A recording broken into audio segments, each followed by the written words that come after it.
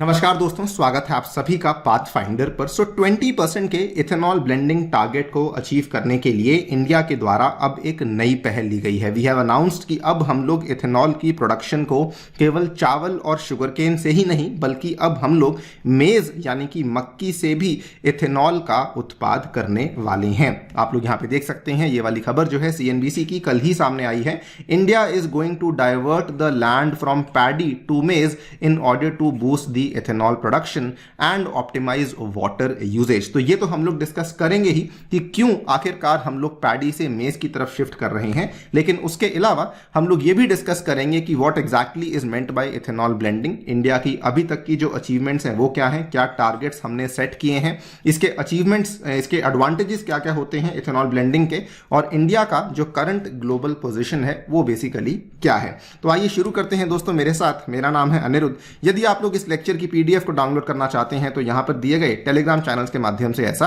कर सकते हैं।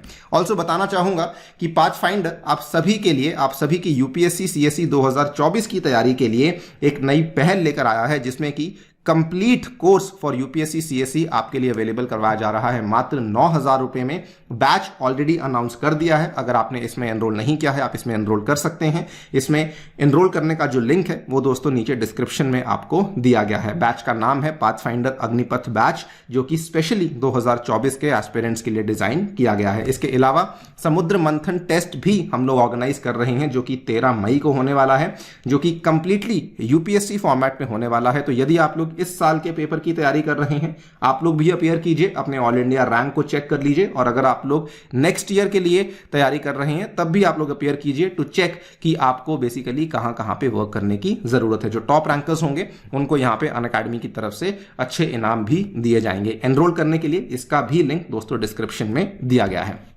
ऑल राइट, सबसे पहले इथेनॉल ब्लेंडिंग को समझ लेते हैं। उसके लिए हमें इथेनॉल को समझना काफी जरूरी है।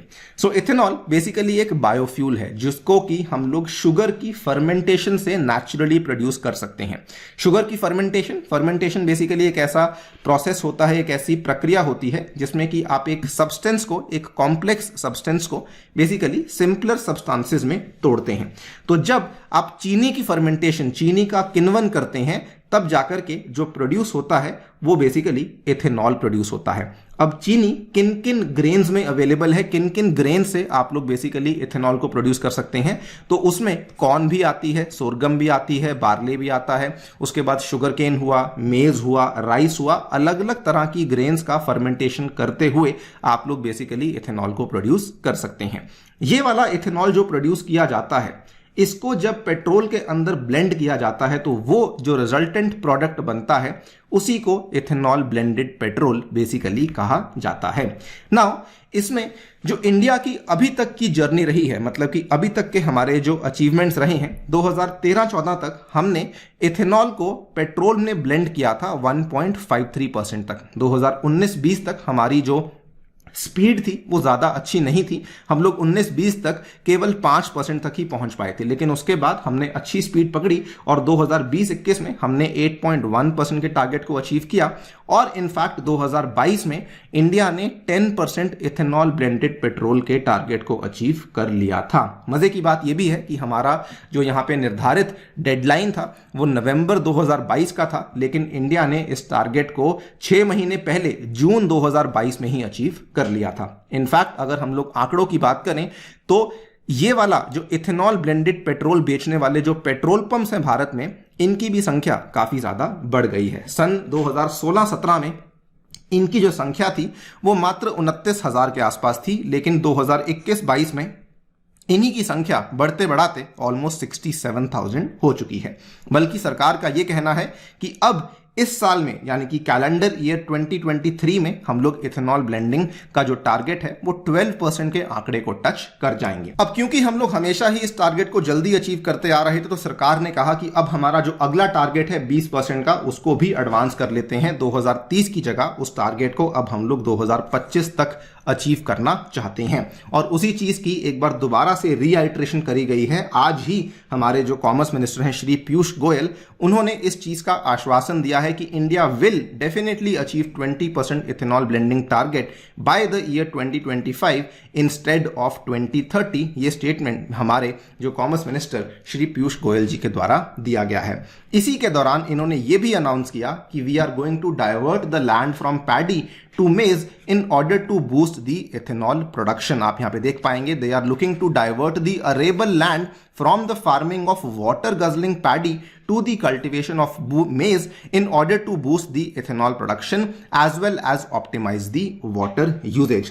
Now सवाल ये आता है कि हम लोग मेज की तरफ बेसिकली शिफ्ट क्यों करना चाहते हैं।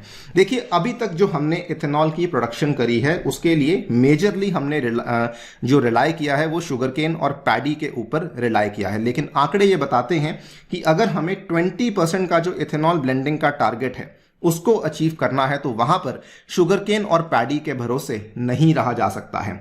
यह बताया जा रहा है स्टडीज के द्वारा कि हमें अलग अलग फूड ग्रेन्स जैसे कि मेज हो गया, जैसे कि डैमेज्ड फूड ग्रेन्स हो गई, इनका भी इस्तेमाल करना चाहिए जो कि अच्छी मात्रा में एफसीआई के पास अवेलेबल है। अगर हम लोग इनका अच्छा इस्तेमाल करते हैं तब जाकर के हम लोग 20% का इथेनॉल ब्लेंडिंग टारगेट को अचीव कर पाएंगे।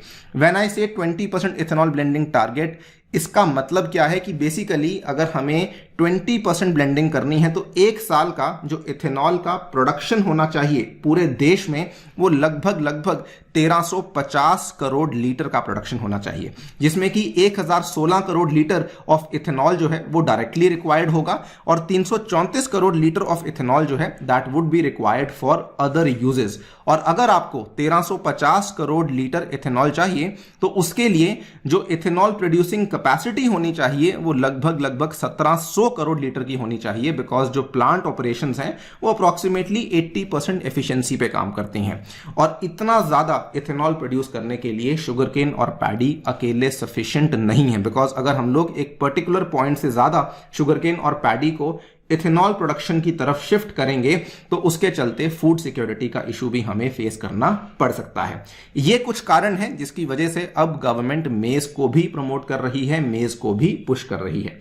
एक और कारण जिसकी वजह से इसको पुश किया जा रहा है वो ये भी है कि दोनों ही, भले वो शुगरकेन हो भले वो पैडी हो, अगर हम लोग इसकी प्रोडक्शन को इंक्रीज करते हैं तो ये दोनों ही वाटर इंटेंसिव क्रॉप्स हैं, जिससे कि हमारा जो वाटर कंजम्पशन है वो भी काफी बढ़ सकता है, तो उसके और ज्यादा नेगेटिव इफेक्ट्स हमें देखने को मिल सकते हैं। तो अपार्ट फ्रॉम दैट गवर्नमेंट ये भी मानती है कि अगर हम लोग मेज को भी इस्तेमाल करेंगे तो उसका फायदा जो मेज प्रोड्यूस करने वाले जो किसान हैं, जो फार्मर्स हैं, उनको भी काफी फायदा होगा। बिकॉज जिस तरीके से शुगरकेन और पैडी के फार्मर्स को फायदा हुआ है, बिकॉज वहां से जब इथेनॉल का प्रोडक्शन किया गया था तो गवर्नमेंट ने काफी भारी तरीके से, काफी अग्रेसिव तरीके से उन फार्मर्स से दोनों ही क्रॉप्स को प्रोक्योर किया था। सिमिलर तरीके से क्योंकि अब मेज का इस्तेमाल किया जाएगा तो मेज वाले फार्मर्स को भी फायदा होगा और उनको भी एक अच्छा प्राइस उनके प्रोड्यूस के लिए मिल सकेगा। बिकॉज ये कई बार नोटिस किया गया है कि मेज का जो प्राइस है वो ज्यादा अच्छा नहीं मिलता है फार्मर्स को। Market price of maize generally remains below MSP leading to low cultivation area for the crop. लेकिन क्योंकि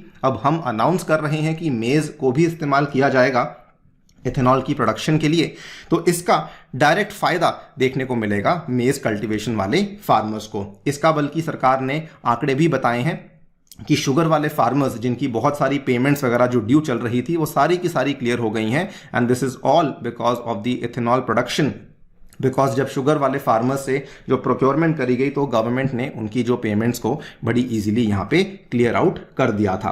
अच्छा, इसके अलावा अगर हम लोग जनरल फायदों की बात करें कि क्या क्या फायदे होते हैं इथेनॉल ब्लेंडिंग से, तो एग्जांपल के तौर पे आपको समझाता हूं दोस्तों। 10% इथेनॉल ब्लेंडिंग के माध्यम से जो फॉरेक्स इंपैक्ट आता है, मतलब कि जो फॉरेक्स सेविंग्स आती हैं, वो एक साल में 41,500 करोड़ की देखने को मिलती हैं। डेटा सामने आया था जो कि बताता था कि 2 million ton of crude oil को सब्सटीट्यूट किया गया था due to the blending of ethanol in petrol during the first 3.5 months of the 22-23 fiscal year. ये पिछले वाला फिस्कल ईयर जो कि खत्म हो चुका है, उसके पहले 3-3.5 महीनों में 2 मिलियन टन का क्रूड ऑयल सब्सटीट्यूट कर दिया गया था थैंक्स टू इथेनॉल। तो ये बताया जाता है कि पूरे साल में 40,000 करोड़ से भी ज्यादा का हम फॉरेक्स सेविंग कर सकते हैं। सेकेंडली, जो इससे ग्रीन हाउस गैस एमिशंस हैं वो भी काफी कम हो सकती हैं। 27 लाख टन की ग्रीन हाउस गैस एमिशंस की कटौती हमें देखने को मिल सकती है। थर्डली, क्योंकि इथेनॉल के लिए बहुत सारा जो प्रोड्यूस है वो फार्मर्स से डायरेक्टली प्रोक्योर किया जाता है, तो फार्मर्स की रेम्यूनरेशन भी काफी बढ़ सकती है। फार्मर्स को यहां पर लगभग 40,600 करोड़ जो है आपका पूरा का पूरा पैसा है जो कि अलग अलग फार्मर्स में बांटा गया है, all because of the ethanol blending programme जो कि सरकार ने चलाया। और वही अगर 10 से 20% का ब्लेंडिंग हो जाएगा तो अनुमान लगाया जाता है कि हम लोग एक साल में अप्रोक्सीमेटली $4 बिलियन के फॉरेक्स को सेव कर पाएंगे। एंड ऑब्वियसली अगर हम लोग फॉरेक्स को सेव करेंगे तो साथ साथ में जो फार्मर्स की रेम्यूनरेशन है, जो ग्रीन हाउस गैस एमिशंस हैं, इसमें भी हमें अच्छे नंबर्स देखने को मिल सकते हैं। बाकी आप लोग क्या सोचते हैं कि और क्या क्या फायदे हो सकते हैं, मुझे कॉमेंट सेक्शन में जरूर बताइएगा। Before I and the video बताना चाहूंगा कि इंडिया करंटली दुनिया का 5th लार्जेस्ट प्रोड्यूसर है इथेनॉल का, after USA, Brazil, European union and China.